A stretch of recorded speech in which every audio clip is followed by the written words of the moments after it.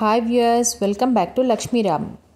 Stuffed capsicum చేశానండి. Sunday special simple recipe మీతో share చేసుకుంటాను. ఒక ప్యాన్ పెట్టి ఒక ఫుల్ గ్లాస్ 200 ml గ్లాస్ శనగపిండి వేసి ఒక 2 minutes ఫ్రై చేయండి. 1 teaspoon సాల్ట్, 1.5 teaspoon కారం, 1 full teaspoon జీరా పౌడర్ వేసి ఒక 2 to 3 minutes ఫ్రై చేసుకోవాలి. అప్పుడు ఫుల్గా పచ్చి వాసన పోతుంది. ఈ పౌడర్ పక్కన పెట్టేసి ఇప్పుడు క్యాప్సికమ్ తీసుకుందామండి. నేను ఒక 16 క్యాప్సికమ్ సెలెక్ట్ చేసి తెచ్చుకున్నాను. అరౌండ్ 500 grams ఉన్నాయి. చక్కగా వాష్ చేసేసి ఒక క్లాత్తో తుడిచేసుకుని, ఇదిగోండి తొడిమ వైపు కాకుండా బ్యాక్ సైడ్ నుండి కట్ చేయాలి. ఒకసారి కత్తితో కానీ వేలుతో కానీ ఇలా అంటే లోపల నుంచి గింజలన్నీ వచ్చేస్తాయండి. వీలైనన్ని గింజలు తీసేసేయండి. లేత క్యాప్సికమ్ కాబట్టి ఎక్కువ గింజలు ఉండవు. ఇప్పుడు మనం స్టఫింగ్ రెడీ చేసి పెట్టుకున్నాం కదా పౌడర్, ఆ పౌడర్ని మనం కట్ చేసిన సైడ్ నుంచి ఫిల్ చేసుకోవాలి.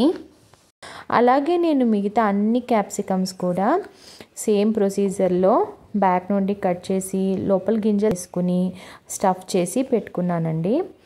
అన్నీ ఒకేసారి స్టఫ్ చేసి పెట్టుకుంటే మనం ఒకేసారి ప్యాన్లో వేసుకోవచ్చు. ఒక్కొక్కటి ఫ్రై చేసుకోవాల్సిన అవసరం ఉండదు. సింపుల్ ప్రొసీజర్ అండి, తప్పకుండా ట్రై చేయండి. ఇప్పుడు ఒక ప్యాన్ తీసుకోండి, ఆయిల్ వేసుకోండి. ఒక 3 to 4 teaspoons ఆయిల్ పడుతుంది. స్టఫ్డ్ క్యాప్సికమ్ కదా, కొంచెం ఆయిల్ ఎక్కువే పడుతుంది. ఇప్పుడు ఆయిల్ కొంచెం వేడెక్కిన తర్వాత ఒక్కొక్క క్యాప్సికమ్ని, మరీ వేడెక్కితే పెట్టడానికి కొంచెం ఇబ్బంది అవుతుందండి. కొంచెం వేడెక్కగానే క్యాప్సికమ్స్ని ఇలాగా స్లోగా పెట్టుకోవాలి. అన్నీ ఒకేసారి పెట్టేస్తానండి, బ్యాచెస్గా ఏమి చేయాల్సిన అవసరం లేదు. ఆయిల్లో పెట్టగానే వెంటనే తిప్పేయకుండా గరిటతోటి ఒక 2 to 3 minutes అలా వదిలేసారంటే మనం ఈజీగా తిప్పుకోవడానికి వస్తుందన్నమాట. ఇప్పుడు చూడండి, నేను తిప్పి చూపిస్తాను. ఏమి విడిపోవండి.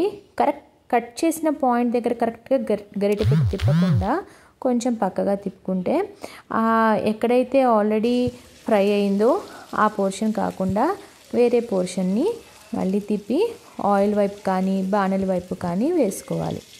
ఇలాగా ప్రతి కాయని కొంచెం స్లోగా తిప్పుకోవాలి. అదిగోండి, నేను మొత్తం తిప్పేసాను. మళ్ళీ ఒక 3 minutes వదిలేస్తాను. అలాగే మళ్ళీ సేమ్ ప్రొసీజర్ అండి, సేమ్ అలాగే మళ్ళీగా తిప్పుకుంటూ ఉండాలి.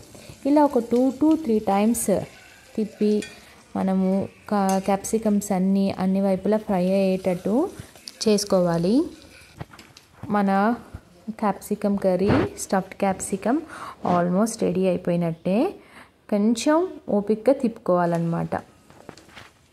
ఇప్పుడు మనం ఏదైతే స్టఫింగ్ పౌడర్ పక్కన పెట్టామో దాన్ని మిగతా తీసి పెట్టుకున్నాం కదా, అది ఆ పైనుంచి వేసేసుకోవాలి. బాగా క్యాప్సికమ్స్ అన్నీ బాగా మగ్గిన తర్వాత అది వేసుకుని పైనుంచి ఒక 1 teaspoon కారం కూడా వేస్తున్నానండి. స్పైసెస్ ఎక్కువ తినలేని వాళ్ళైతే మళ్ళీ వేసుకోకండి. మేము కొంచెం స్పైసీగానే తింటామండి. సో నేను మళ్ళీ ఇంకో 1 teaspoon కారం వేస్తున్నాను. మళ్ళీ అలాగే క్యాప్సికమ్స్ అన్నీ తిప్పి ఇంకొక 2 minutes మగ్గనివ్వండి. మన రెసిపీ రెడీ అయిపోయినట్టే. మీకు కనుక రెసిపీ నచ్చినట్టయితే లైక్ చేయండి, షేర్ చేయండి, సబ్స్క్రైబ్ చేయండి.